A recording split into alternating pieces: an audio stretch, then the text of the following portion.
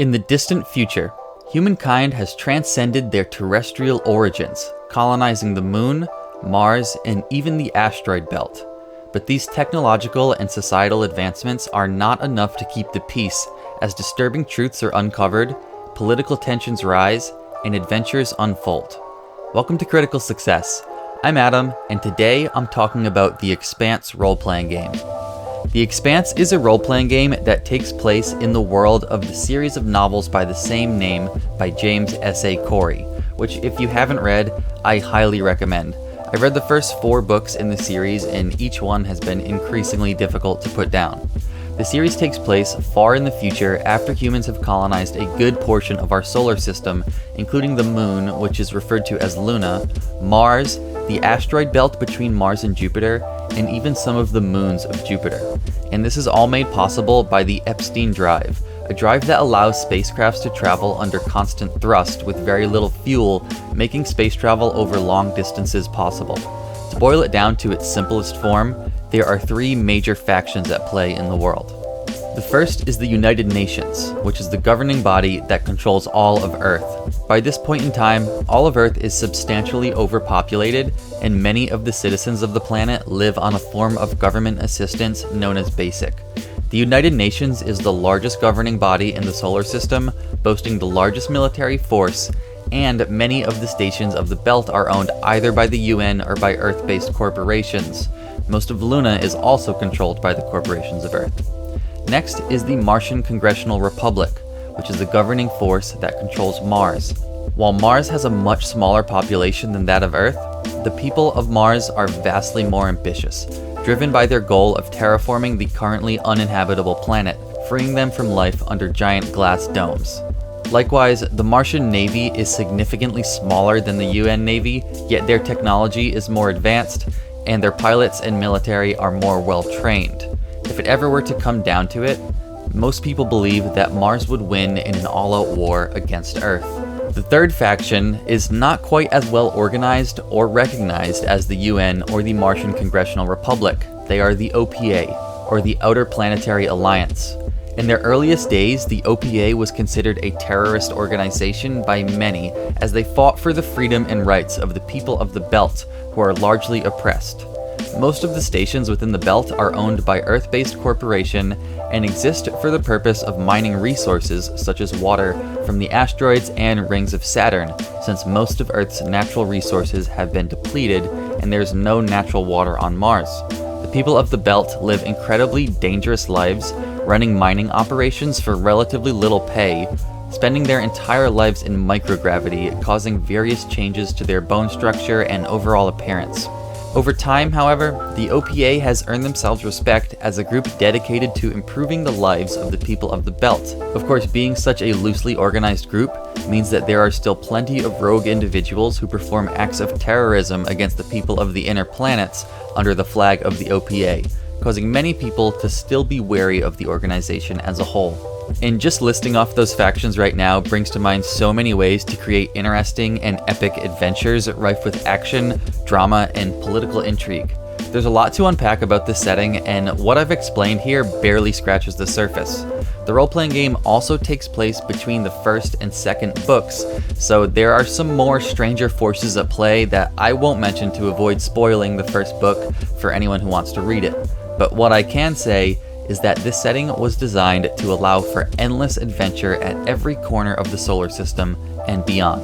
The Expanse is published by Green Ronin and utilizes their Age system, or Adventure Game Engine, a system that works incredibly well with the types of characters and adventures that this setting is meant for. The basic mechanic for making ability tests in the Age system is to roll 3d6 and add a modifier for the applicable stat, with modifiers typically ranging from -2 to +4 with possible additional bonuses.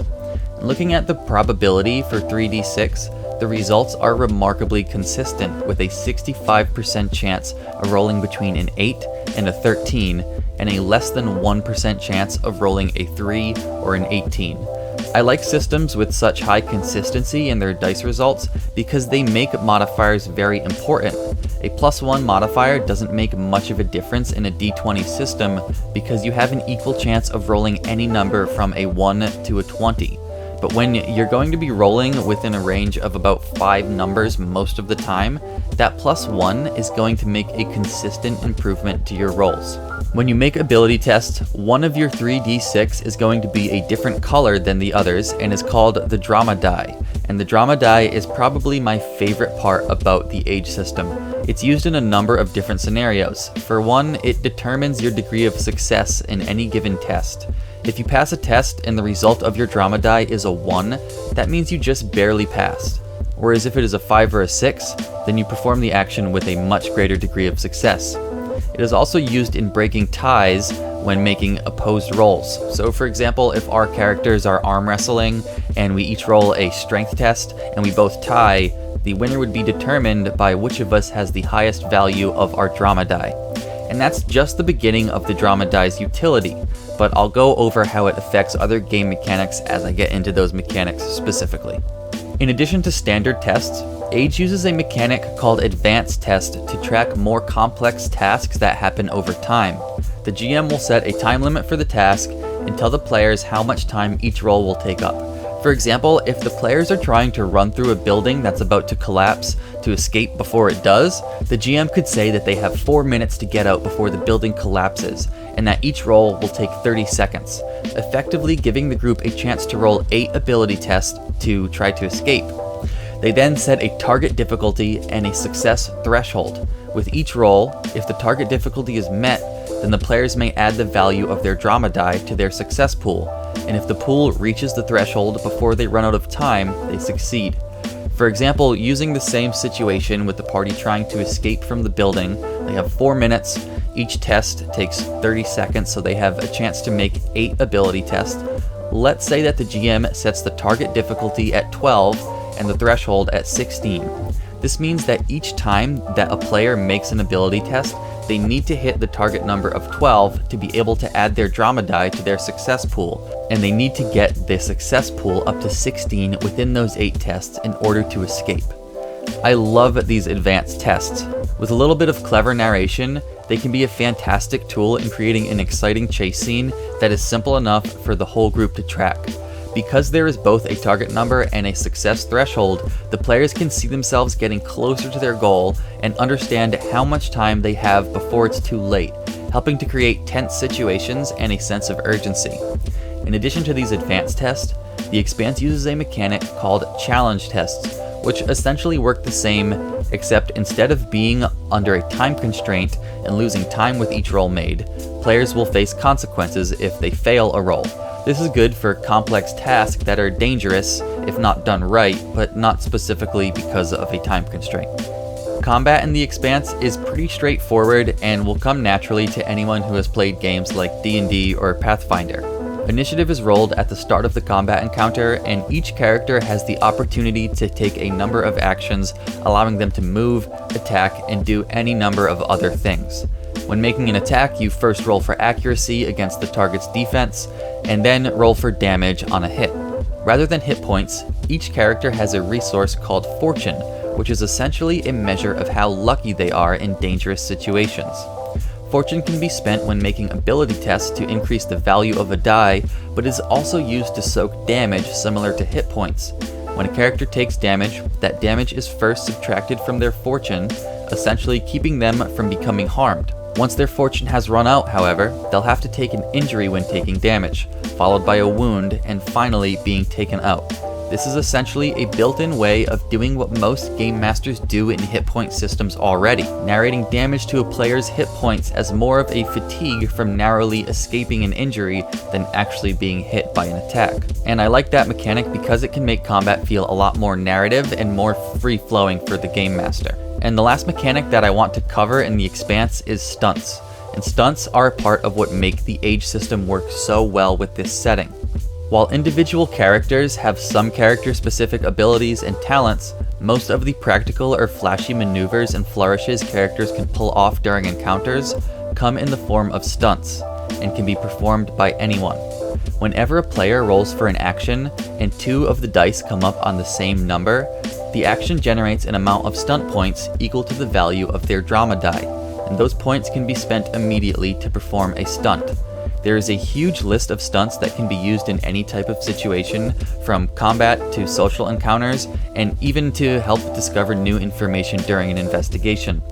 Combat stunts will typically be both flashy and practical, allowing you to increase your initiative, decrease an opponent's defensive stats, or knock enemies prone. Stunts can be used outside of combat to complete actions faster, cover your tracks when hacking, find out additional information during an investigation, or even prove your point in an argument. More powerful stunts will cause more stunt points, and strategic players can spend fortune at the perfect time to increase the value of their drama die when generating stunt points, earning themselves an opportunity to use more powerful stunts. And what I love about stunts is that they exemplify the fact that while characters can specialize in certain areas of expertise, they are largely similar in that every character is well trained enough in combat to occasionally perform flashy maneuvers and adept enough in social situations to sway someone in their favor. This world isn't anything like a fantasy game where individual characters possess supernatural abilities that only they can perform. Rather, it is a game about regular humans adventuring through a vast, largely undiscovered world full of danger and drama. Overall, I adore this game for both its setting and system. This was my first experience with the Age system, and after reading through it, I promptly picked up copies of both Modern Age and Fantasy Age, which are Green Ronin's setting-neutral versions of this system for both sci-fi and fantasy settings, respectively. Even if you haven't read the books or don't plan to, The Expanse provides the perfect mechanics and campaign setting for exciting sci-fi adventures. Have you played The Expanse or any of the other Age system games? If so, what did you think about them? Let me know in the comments. And of course, let me know what other games you'd like me to cover and what type of content you'd like to see on the channel. As always, if you did enjoy the video, please leave a like, subscribe to the channel, and share this video with your friends in the role-playing game community. Thank you so much for watching. Now go play.